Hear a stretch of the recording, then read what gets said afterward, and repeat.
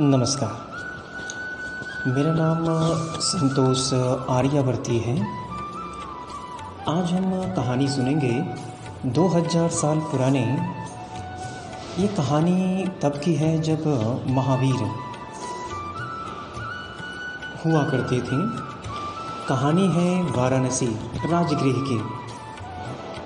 राजगृह में एक व्यापारी रहता था जिसका नाम था धन्या। वह राजगृह का सबसे बड़ा धनाढ़ था, सबसे बड़ा धनी व्यक्ति था। अथाह अकूत संपत्ति उसने व्यापार से इकट्ठा की थी। वह कई श्रेणियों का प्रमुख था। श्रेणी आज के व्यापार संगठन होते हैं, व्यापारी संगठन होते हैं। धन्या कई व्यापारी संगठनों का प्रमुख था। उसकी एक बहुत ही सुंदर वाइफ पत्नी थी जिसका नाम था भद्रा। भद्रा बहुत ही सुशील, पतिपरायण, घर का देखभाल करने वाली बहुत ही सुंदर कन्या थी। पति और पत्नी बहुत ही सुख सुविधा से रहते थे। धन अकूत धन थी, धन की कोई कमी नहीं थी। परंतु धन्या को सबसे बड़ी समस्या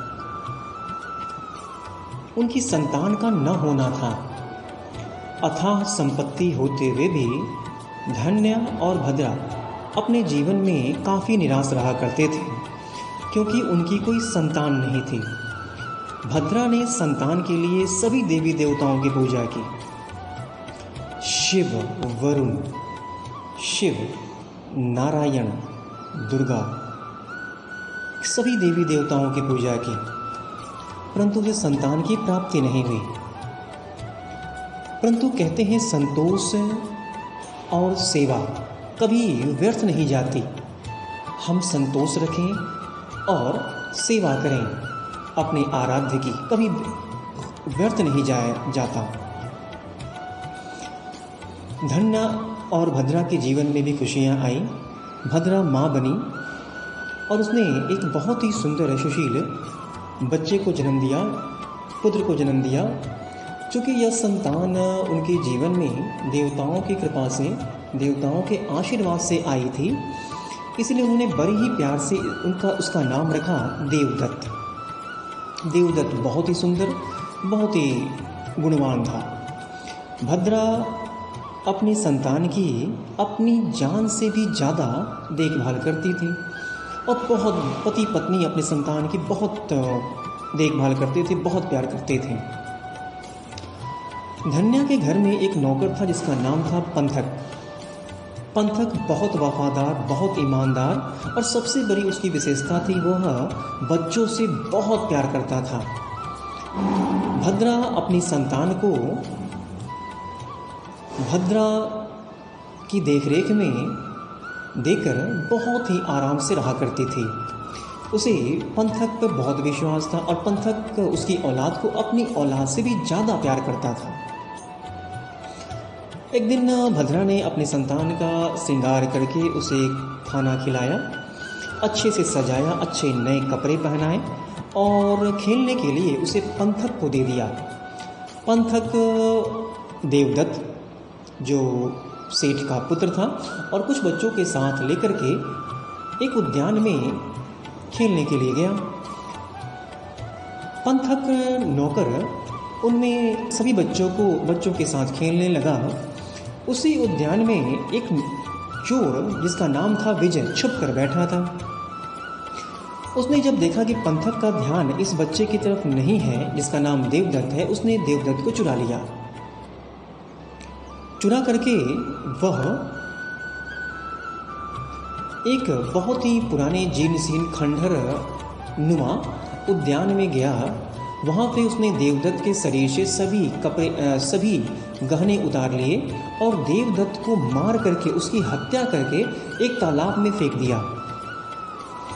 जब पंथक का ध्यान बच्चे की तरफ गया और उसने बच्चे को नहीं पाया तो बहुत परेशान हुआ, बहुत ही उसे चिंता हुई। उसने बहुत ढूंढा नहीं मिला, किसी भी तरीके से गिरते पड़ते रोते बिलखते वो अपने मालिक के पास पहुंचा और अपनी कथा सुनाई।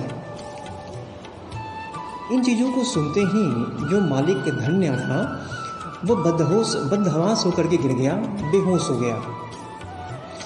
कुछ समय बाद जब उसकी मूर्छा टूटी तो उसने अपने आदमियों को हर जगह भेजा बालक की खोज के लिए। उसने बहुत प्रयत्न किए, लाखों प्रयत्न किए, पर बच्चा नहीं मिला।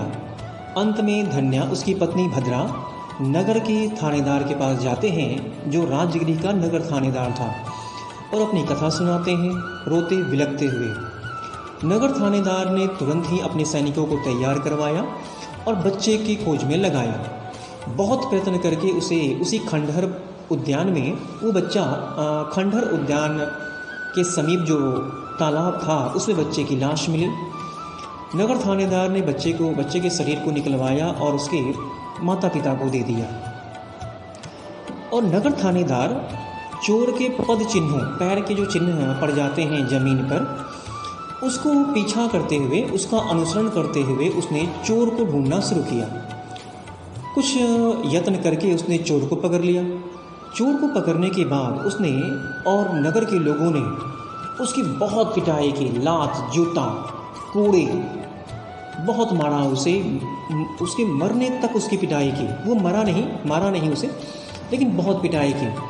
अंत में राजा ने उसे, चोर जो विजय था, उसे कारागार में डाल दिया, और वो भी एक तख्त से बांध करके, जंजीरों से तख्त से बांध करके उसे कारागार में डाल दिया। और रोज़ सवेरे शाम और दोपहर उसे कोड़ों से पिटाई की जाती। एक दिन की बात है, धन्या जो नगर का सबसे बड़ा व्यापारी था, उससे एक छोटी सी गलती हो गई और राजा उससे बहुत नाराज़ हो गया। उसने धन्या को भी उसी कारावास में डाल दिया जिसमें यह विजय चोर बंद था, और उसे भी तख्त से बांध दिया गया। भद्रा जो धन्या की पत्नी थी, धन्या की देखरेख बड़े ही प्यार से कारावास में भी किया करती। अपने नौकर पंथक के माध्यम से उसे लजीज पकवान, मिष्ठान, मेवा, खुशबूदार जल, शरबत कारावास में भिजवाया करती। और इन सब भोजनों को देख करके जो विजय चोर था उसके मन में बड़ी ही लालसा होती, इच्छा होती उनको खाने की। उसके मुंह में काफ़ी ज़्यादा पानी आता।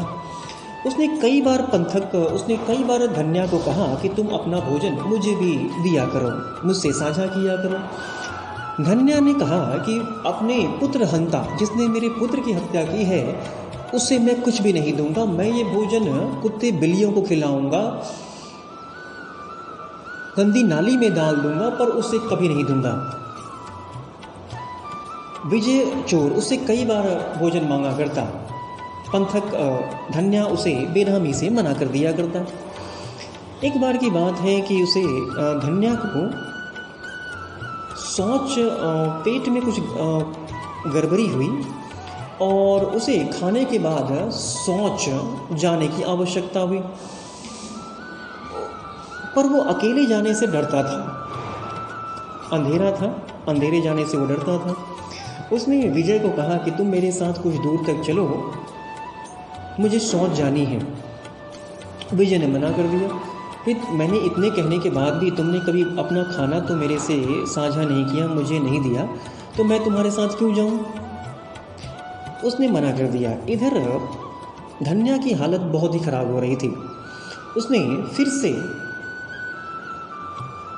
धन्या को कहा कि तुम मेरे साथ, उसने विजय को कहा कि तुम मेरे साथ कुछ दूर तक चलो। विजय ने फिर ही मना कर दिया और कहा कि अगर तुम अपना खाना मेरे साथ बांटो तो मैं तुम्हारे साथ चलूँगा। धन्या उसके लिए तैयार हो गया मजबूरी में, और उसने अपना खाना उससे बांटा। यह सब चीज़ें पंथक जो नौकर था, जो खाने को लेकर के आता था, वो देख रहा था, और उसने ये सारी चीज़ें अपनी मालकिन भद्रा को बताया।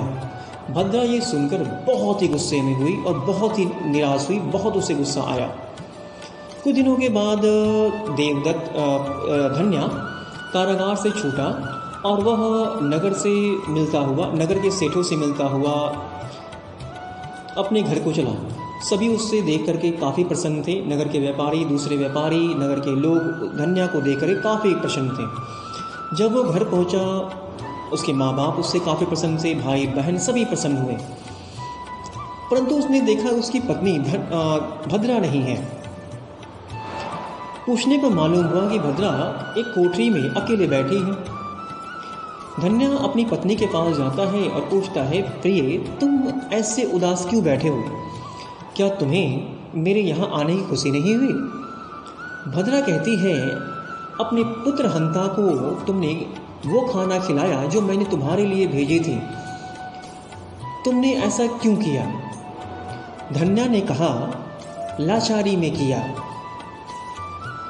लाचारी में मेरे पास कोई विकल्प नहीं था, इसलिए मैंने अपना खाना जो तुमने बहुत प्यार से दिया था, मैंने अपने पुत्र हंता को खिलाया। यह सुनकर अपने पति की व्यथा सुनकर के, परेशानियों को सुनकर के भद्रा समझ गई और अपने पति से गले लग गई। कहानी का सारांश यही है, लाचारी में और विकल्पहीनता में विचार नहीं किए जाते। धन्यवाद। चैनल को सब्सक्राइब करें। Thank you.